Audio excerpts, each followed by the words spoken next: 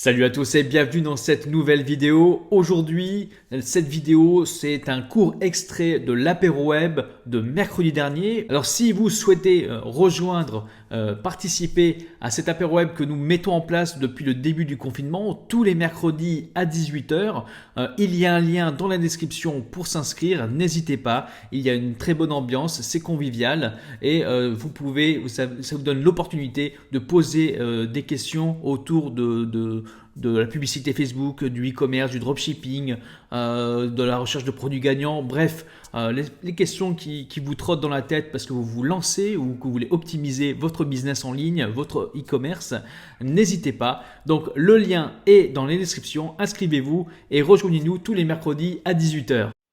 Mais est-ce que quelqu'un a déjà testé de mettre juste une bonne application de traduction sur son site et faire des ventes à l'étranger? Non? Personne n'a déjà essayé ça? Eric, je crois Euh, que. moi, moi, j'avais essayé, mais il y a super longtemps, hein, c'était il y a 3 ans. Le problème, c'est qu'on n'arrive pas à bien traduire le site. Finalement, on avait dupliqué le site, on avait créé un second site qu'on avait vraiment traduit totalement en natif dans la langue qu'on ciblait. Et puis finalement, après, c'est pour ça que moi je suis sur WooCommerce, parce qu'après, j'ai créé un site multilingue sur WooCommerce parce que là, tu peux le faire. Donc Ok. Ah, donc c'est voilà. pas une bonne idée Mais parce sur, que tu voulais faire ça. Ouais, non, les trucs. Le problème, c'est que tu arrives bien à traduire tes fiches produits, tu arrives bien à traduire, mais par contre, tout ce qui va être le cœur de la vente, c'est-à-dire ton checkout, tes mails de confirmation, etc., tout ça, il est que Ouais, dans une ouais, seule langue. Shopify ne permet pas de les personnaliser Hmm. dans plusieurs langues, et donc ben, c'est la merde, quoi. Ouais, tu vas ouais. perdre beaucoup en conversion si tu fais ça. Ouais. Ouais, c'est Ouais. ça.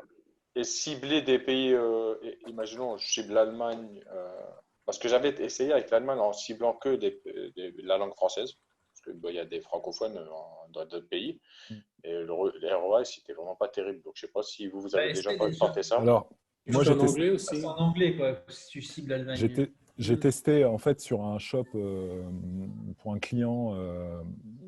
Alors, un shop vraiment bien fait, avec un très beau branding sur une niche multi-produits, etc. Et shop bon, qui a plus d'un an.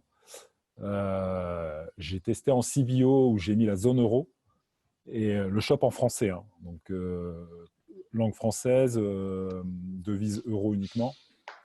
Et il y a eu des ventes, il y a eu quelques ventes en Allemagne. D'accord. Et c'est vraiment, enfin après j'ai regardé c'est vraiment des Allemands quoi. Enfin je veux dire c'est pas des expats ou. Je pense que bah, déjà t'es dans la bonne devise. Après le produit, il n'y a pas besoin de comprendre en fait la langue française pour un Allemand. En fait c'est très visuel. Donc c'est un produit dans le bijou. Donc et euh, et il faisait des ventes. Il y avait quand même pas mal de ventes en Allemagne. Et en ciblant les gens qui parlent uniquement français, c'est ça la langue Non, française, non, hein? non, non. Moi, j'utilise jamais je Les mets jamais langues. les langues. D'accord. Et puis il faut Ok, savoir ok. que la culture allemande est différente que la culture française. Ouais. Ouais. Voilà, le français va se poser plein de questions, tandis que Voilà. l'allemand, L'allemand, lui, si ça lui plaît, il va voilà, commander quoi. tout à fait. Le Pour vous D'accord. dire, français, Et si voilà, parce si que j'ai tu. habité en Allemagne et en Autriche, donc c'est pour vous dire que la culture est complètement différente. Mm. ok. Donc c'est un marché que vous. Enfin après, faut pas faire un ad set. Enfin, faut pas faire une campagne exclue Allemagne avec un shop en français et en euros. Hein. C'est pas ce que je suis en train de Non. dire, mais quand vous dans un ensemble de pubs, si vraiment vous avez pas mal de data, etc., que vous avez déjà écumé pas mal de l'audience, vous pouvez aller titiller un peu la zone euro. Et je crois que le client, on a fait des ventes en Allemagne, on a fait des ventes en Grèce. Enfin voilà, donc Ouais, t'en tentais, hein. Parce que c'est il vrai que j'ai faut, eu il des faut- ventes qui viennent d'Espagne et de Finlande, alors que je ne les ai pas ciblées. Donc, ça par rapport au partage, donc autant tenter, hein. Ouais, après c'est le Par- partage, c'est voilà. ouais. Je vais juste revenir sur les questions, Nicolas. Ouais, ton budget, ouais, bah 500 balles, oui, c'est un bon, ouais, tu peux faire des choses bien avec 500 balles. Et pour le créneau horaire des pubs, alors bah, si dans le meilleur des cas, si vous pouvez le démarrer le matin du créneau horaire de l'utilisateur, ça vous pouvez le régler aussi dans Facebook. Si, imaginons que parfois quand on crée un compte pub, ben, une fois que vous avez une fois que vous avez rentré la devise et le créneau horaire, vous ne pouvez plus le modifier. Donc, si au départ, vous avez un créneau horaire qui est basé sur, par exemple, sur le GMT plus 1, enfin sur la France, si vous voulez cibler les US, vous pouvez aussi le régler dans l'adset. Et vous pouvez soit régler la diffusion en fonction du réglage de votre compte publicitaire ou de l'utilisateur. Donc, dans ce cas-là, vous réglez sur l'utilisateur. Et vous dites, bah voilà, moi je veux que mes pubs soient diffusées de telle heure à telle heure. Voilà. D'accord. Ah, c'est bien ça. Donc, pas Mais besoin bon, de couper et ce qui est bien, c'est voilà. Après, comme là, par exemple pour Kylian, c'est pas gênant que les pubs elles démarrent maintenant. Il va dépenser, si tu as mis 50 balles, il va dépenser 20 balles et puis il dépensera les 50 balles demain, tu vois. C'est vraiment, ça dépense quand il y a des utilisateurs. S'il n'y a pas d'utilisateurs, ça ne va pas dépenser, quoi. Facebook a tendance à optimiser naturellement tout seul, ça, non? Ouais, exactement. Ouais. Ok. Exactement. Et en gros, Ludo, tu privilégies, toi, le CBO ou tu fais toujours Les des deux. campagnes? Les Alors deux. après, il y en a qui n'ont plus le choix. Sur certains comptes pubs, sur certains business Moi, par managers, exemple. malheureusement, Eric, lui, il n'a plus le choix, il est obligé de faire du CBO. Ah ouais. Moi, j'ai encore le choix, donc je fais les deux.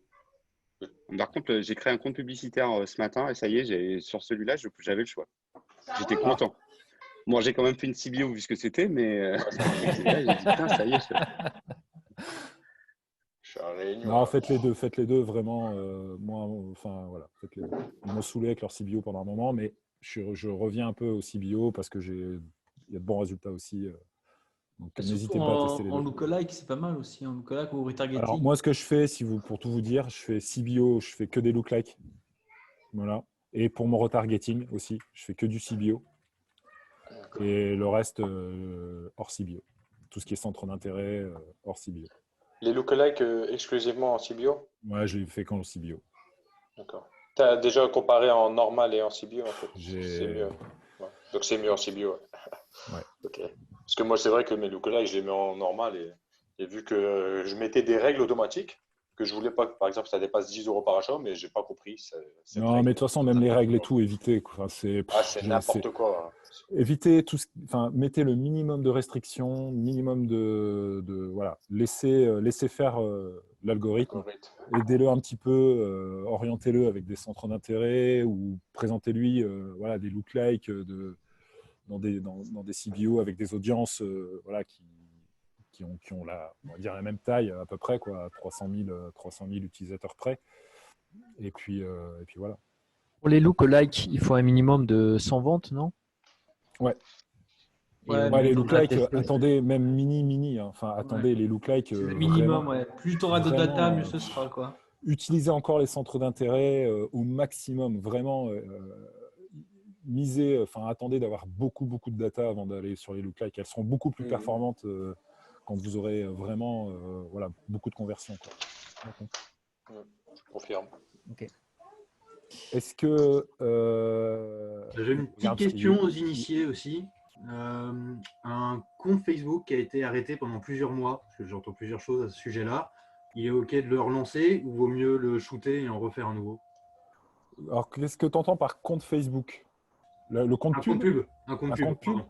Ouais. Donc, le compte pub, il est off. Enfin, il est. Pas de vente. Est-ce qu'il est fermé par Facebook ou est-ce qu'il est ouvert mais il ne s'est rien passé dessus? Non, il ne s'est rien passé dessus. Il a tourné pendant quelques mois, il a eu des résultats, il a eu des bonnes data. Et en fait, c'était plus rentable. Simplement, j'avais bossé dessus. Voilà, pendant quelques mois, j'avais une boutique qui tournait, mais c'était limite. J'ai fini par bouffer la grenouille, donc j'ai arrêté. Mais je n'y ai pas touché. Il est inactif depuis quelques temps. Vaut mieux que je le ferme et que j'en rouvre un nouveau pour lancer un nouveau produit. S'il a plus de 6 mois, tu peux le réutiliser parce que les datas sont effacées. Donc, Moins de 6 mois, par contre, c'est pas recommandé. Moi, je l'ai réutilisé. Moi, C'est une Moi, je question. l'utilise et ça fonctionne très bien. Ça fonctionne très bien aussi. Hein. Ouais. Parce que moi, j'ai un shop, parfois je coupe parce que j'ai pas de produits à lancer, à puber, etc. Et donc, pendant quelques mois, j'ai rien. Et puis après, ça refonctionne, quoi. Super, merci. Moi, je te dis, Genève, il avait 256 jours sans être utilisé. Je l'ai réutilisé. ouais, tu peux. Ok. Si tu l'as, enfin, vas-y, fonce. Cool. Et Nicolas, plus de budget égale plus de ventes. Bah, si tu mets plus de budget, oui, si tu commences à mettre plus de budget. Tu arrives à bien se caler, oui, mais Ouais. si tu fais déjà 0 vente avec 500 balles, ne 20 mets euros, pas. après, enfin, c'est compliqué parce que 500 balles ne met pas 100 euros par jour pendant 5 jours. Enfin, après, enfin, ça dépend. Ça dépend de ton marché, ça Ça dépend. varie de plein de choses. Après, du Ouais, message aussi, hein. c'est Parce que compliqué. moi, les pubs dégueulasses avec plein d'émojis partout et tout, ça aussi, c'est pas vendeur, je trouve. Ça fait pas Non, très. non, ouais, alors par contre, arrêtez avec Là, les Ça a emojis. De été toute mis façon, partout. Facebook les ouais, banne, hein. Ils vont commencer à voilà. bannir. Les liens dans les descriptions aussi, faites gaffe. Voilà. Mais ouais, Ah, les les emojis, J'ai emojis, fait, ça va j'ai être un ban? seul à une la vidéo limite. dessus d'ailleurs sur Parce la que des publicité fois, Facebook. il y a des pubs qui tournent avec des fautes d'orthographe, des sites qui sont pas pros. C'est ça aussi qu'il faut voir. Faut pas voir que le budget, l'audience, quoi.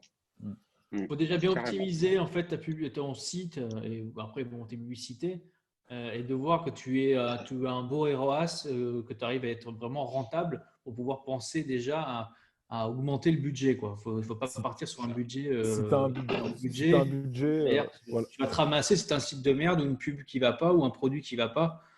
Donc, Démarre hors CBO si tu peux. Tu fais 2 adsets. Après, moi, je démarrais, tu vois, si j'avais 500 balles, je démarrais avec, je ferais 2 adsets, peut-être 3, 2 adsets de 20 balles ou 3 adsets de 20 balles. Et voilà, je démarrais comme ça.